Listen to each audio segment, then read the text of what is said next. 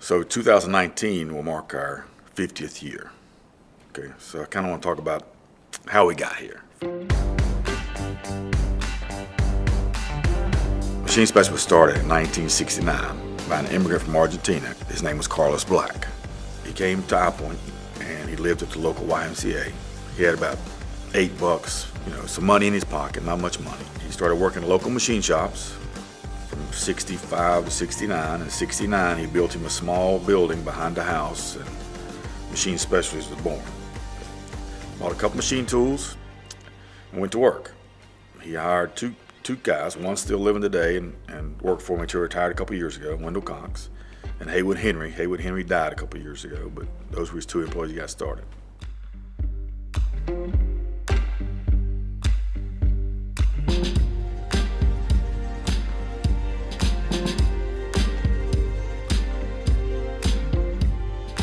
I showed up in 1980. I was the 6th or 7th employee, somewhere in there. Things were going good. I was learning a lot. I was running the machine at DSMA, and we bought our first CNC machine tool. I got to be involved in that. I remember one of our home runs was IBM. We had gotten big enough maybe to get an IBM job. So they made some demands on us. We had to get this job done or whatever. So Carl's like, I don't know how we're gonna get this done, but we gotta have it done by Friday. So he said, okay, here's what we'll do. We'll rotate sleeping. I said, okay, so it's my turn first, of course. I said, okay, you go ahead. So he goes on the couch and he sleeps for about 4 hours, and I work trying to make the parts, and then I go wake him up. And then he ran the parts for 6 or 8 hours, and then I slept on the couch. We rotated all week, but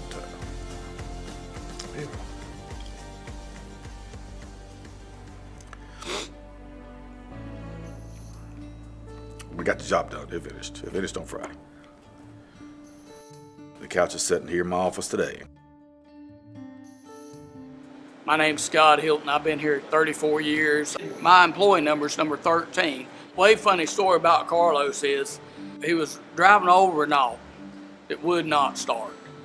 Every night we went outside and pushed it off. He'd come get me when he got ready to leave, and I'd help him. We'd go out there and we'd get a running start and push it off. Well, this particular night it had snowed. So we were out there moving the snow out of the way and pushing it. We pushed it off and it didn't crank. We backed it up. We pushed it off again and it cranked. He went home.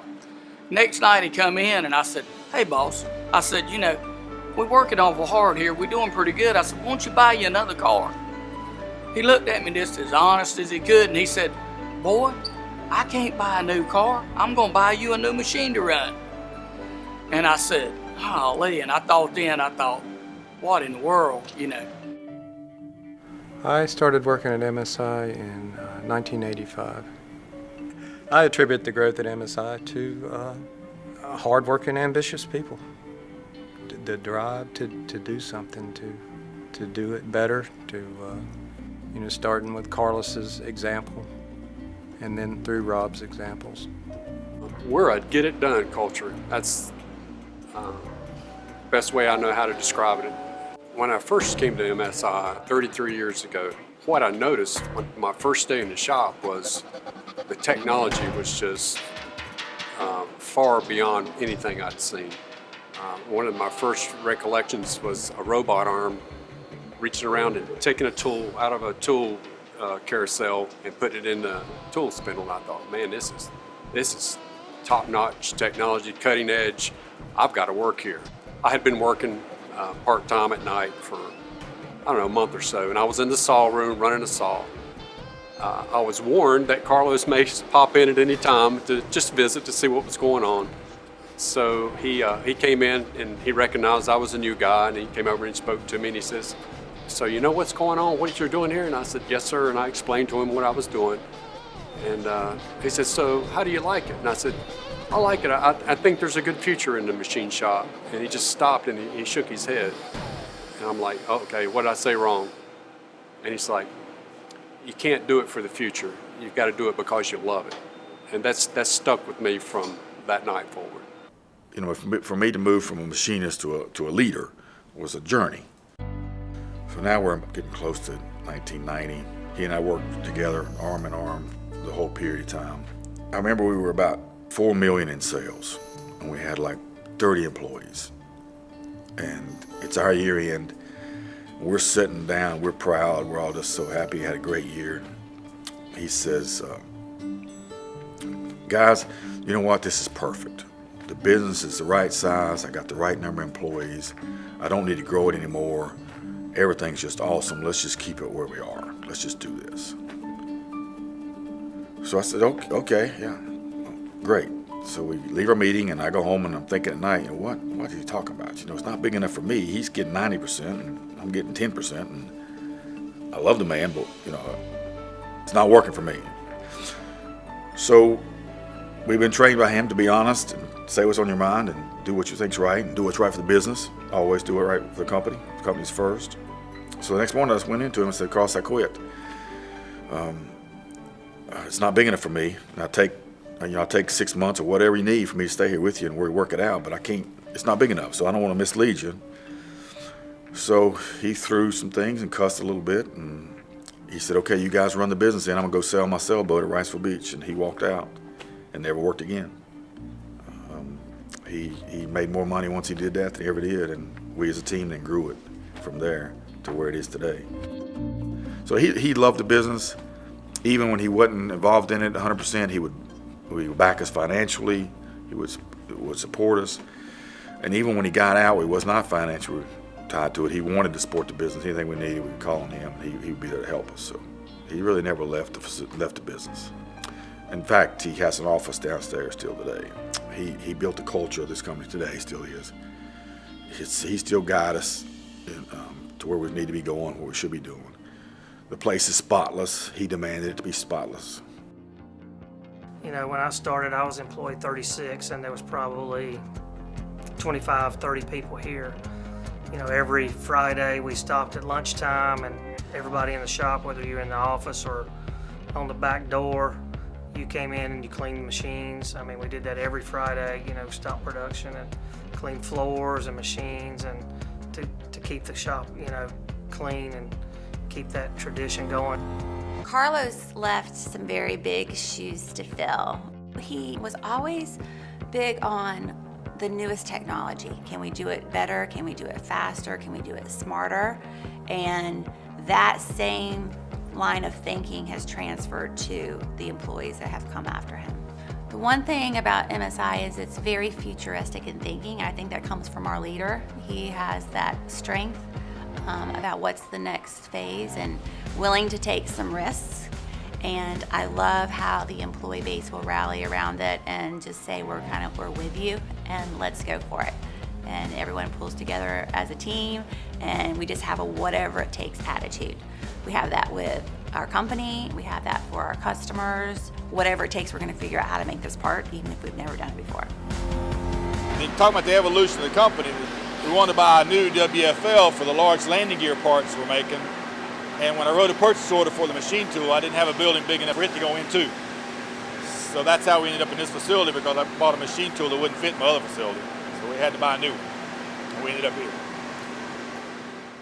Happy 50th anniversary, MSI! In 2009, when the recession hit, I decided not to participate in 2009. So we kept on hiring employees through that. We didn't lose anybody through that. Now we did buckle down and we had to adjust some pay, but we all stayed together and went through it. So the challenges for me has always been, as far as the company goes, is getting the right people here, getting people here quick enough to grow on. And fortunately, we started a GAP program that will help us solve that problem. The people are really the most important thing. But I got to say, I think it's the attitude and the culture of the company. We're in it together, the teamwork, that we're not going to give up. The idea that we will be the last machine shop standing is an absolute theme we have here. I think it's our attitude. Coming to work every day at a place in which you've got this collective attitude in which we will not give up, we will not surrender, we will not be denied, and you get to go to that environment every single day. It just fires you up. It's just an awesome place to work. Happy anniversary. In 1993, when I started from Machine Specialties, we were less than 40 employees, doing less than $5 million in sales. Here we are today in 2018. We've got over 200 employees and we're doing just short of $43 million a year in sales. It's hard to believe that we have such good folks on the floor. There's ownership in almost every aspect of it. And when you take people that want to take ownership of something, they're also going to succeed. So it's almost like Rob has given everybody the opportunity to be an owner without the requirements of being an owner. So that's where I think the success has come from. It's been from within. He's the next generation of people running machine specialty. He's the one coming down the path to be the next group to take over. Happy 50th anniversary, Machine Specialties. You know, what is the business philosophy? Why do you do this? What's all going on? And I started thinking, well, Carlos Black absolutely wanted to create an environment to allow me to overachieve.